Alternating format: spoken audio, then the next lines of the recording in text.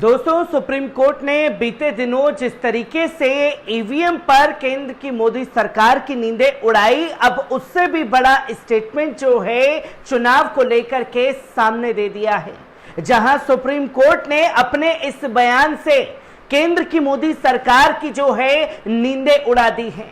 चुनाव में किस तरीके से ईवीएम का इस्तेमाल केंद्र की मोदी सरकार द्वारा अपने अनुसार किया जाता है, इसकी तस्वीरें समय समय पर लोगों के सामने आती है। कई तरीके की याचिका जो है ईवीएम को लेकर के सुप्रीम कोर्ट में लगती रही है, और जब सुप्रीम कोर्ट में तमाम याचिकाएं लगती रही हैं, तो केंद्र की मोदी सरकार को भी आईना दिखाने का काम सुप्रीम कोर्ट द्वारा किया गया, जहां साफ तौर पर बीते कुछ दिन पहले ईवीएम को लेकर के सुप्रीम कोर्ट ने यह कह दिया कि आप अपने अनुसार ईवीएम को कैसे ढाल सकते हैं। कई तीखे सवाल जो हैं वो किए गए, जिसका जवाब चुनाव आयोग ने जरूर दिया, पर सुप्रीम कोर्ट ने उसके इस बयान पर यह कहा कि जब तक आपको लगता है आप उस कार्य को करते हैं, जब कोई सवाल आप पर खड़ा हो जाता है तो तमाम तरीके से गोलमोल बातें आप घुमाना शुरू कर देते हैं।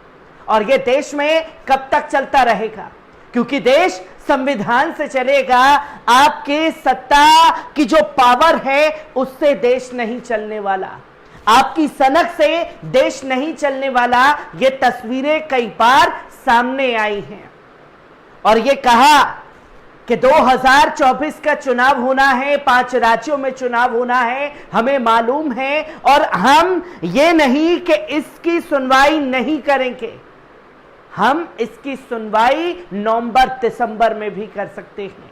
और सोचिए कि अगर ईवीएम को लेकर के बड़ा फैसला नवंबर-दिसंबर के मौके पर सुप्रीम कोर्ट द्वारा किया जाता है, तो कितना तगड़ा झटका खासतौर पर केंद्र की मोदी सरकार को लग जाएगा। तो वहीं आपको यह बता दें कि किस तरीके से सुप्रीम कोर्ट ने आज तीखी टिप्पणी की, जहां चुनाव को लेकर के मनमाना रवैया केंद्र की मोदी सरकार द्वारा अपनाया जाता है। जहां जहां भाजपा की सरकार है, वहां वहां किस तरीके से चुनाव आयोग का इस्तेमाल होता है, ये तस्वीरें, ये चेहरा किसी से छिपा हुआ नहीं है। और जब चुनाव को सही तरीके से कराया नहीं जाएगा, जिनको वोट डालने का अधिकार है उनसे वोट डालने के अधिकार छीने जाएंगे, क्योंकि बीते दिनों धौसी में भी यही तस्वीर देखने को मिली, रामपुर में भी यही तस्वीर देखने को मिली कि मुसलमानों का वोट डालने का अधिकार होने के बावजूद उन लोगों को वोट डालने से रोका जा रहा था। अब जब चुनाव के नाम पर खुले तौर पर गुंडागर्दी हो रही है, तो सुप्रीम कोर्ट ने यह साफ तौर पर कह दिया, जो कि आपके सामने है, जहां सुप्रीम कोर्ट ने चुनाव में दखल देने का पूरा हक है, जहां यह कहा कि सुप्रीम कोर्ट को चुनाव में दखल देने का पूरा अधिकार है, और यह अधिकार संविधान ने दिया है। और यह भी कहा, जस्टिस बोले कि हम चुनाव जिस तरीके से देश में हो रहे हैं उस पर आंखें मूंदे बैठ नहीं सकते।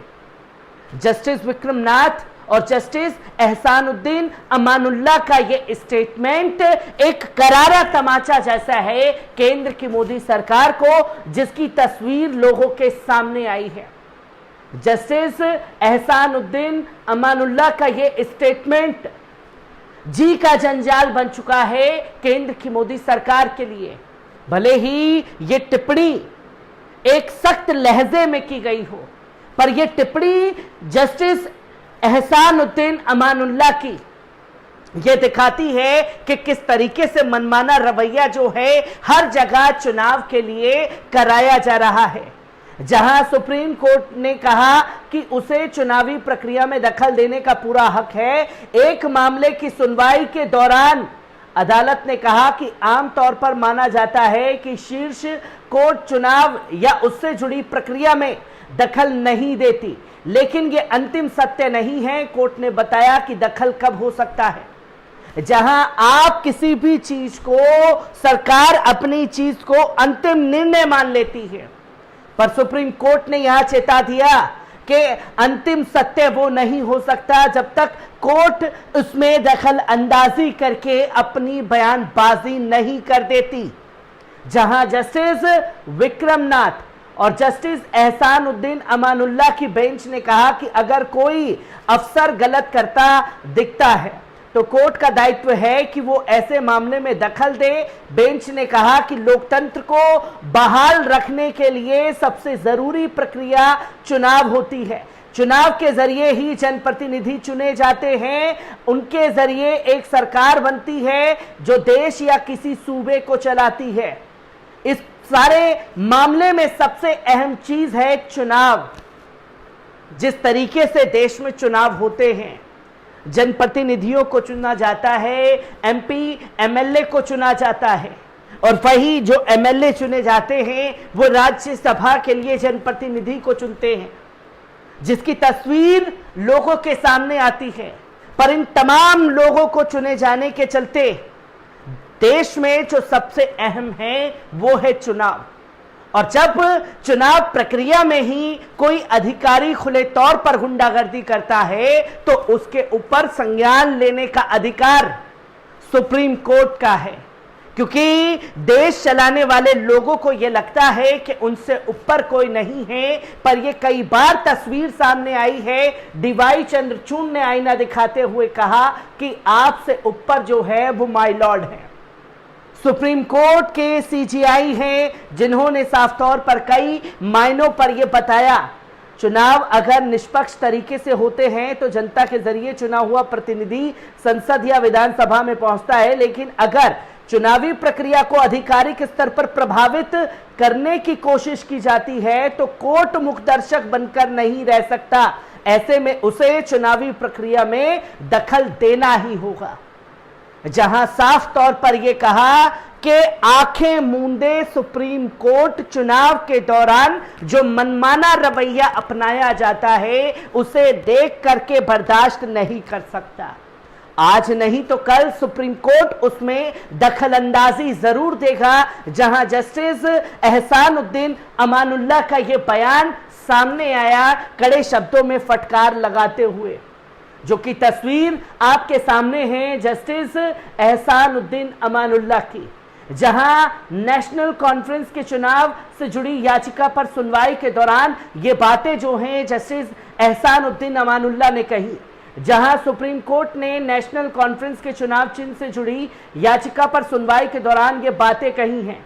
डबल बेंच ने नेका को हल निशान के लिए हकदार बताया था। कोर्ट ने नेका को यह निशान आवंटित करने का विरोध कर रहे लद्दाख प्रशासन की याचिका बुधवार को खारिज कर दी थी। उस पर 1 लाख रुपए का जुर्माना भी लगाया। 51 पन्नों के आदेश में उच्चतम न्यायालय ने कहा था कि चुनावी प्रक्रिया में वो दखल दे सकता है। ये अधिकार देश में संविधान के चलते है। जहां टॉप कोर्ट की टिप्पणी के बाद लद्दाख चुनाव विभाग ने कारगिल में स्थानीय निकाय चुनाव में नेशनल कॉन्फ्रेंस को हल निशान देते हुए नई अधिसूचना जारी की। नए आदेश के मुताबिक कारगिल में स्थानीय निकाय चुनाव अक्टूबर में कराया जाएगा। शीर्ष अदालत की नाखुशी के बाद भी यह फैसला सामने आया है, जो कि तस्वीर आपके सामने है कि किस तरीके से मनमाना रवैया हर जगह अपनाया जाता है केंद्र की मोदी सरकार का, जिसे आईना दिखा दिया गया सुप्रीम कोर्ट द्वारा।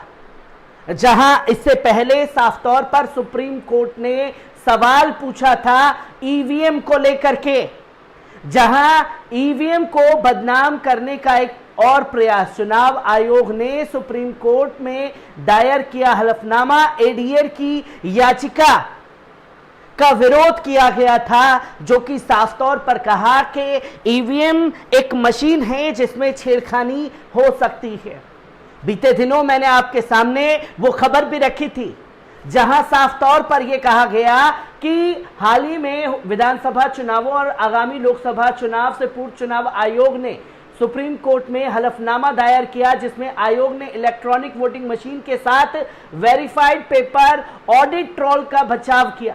हलफनामे में चुनाव आयोग ने कहा कि 2024 के लोकसभा चुनाव से पूर्व ईवीएम को बदनाम करने का प्रयास किया जा रहा है।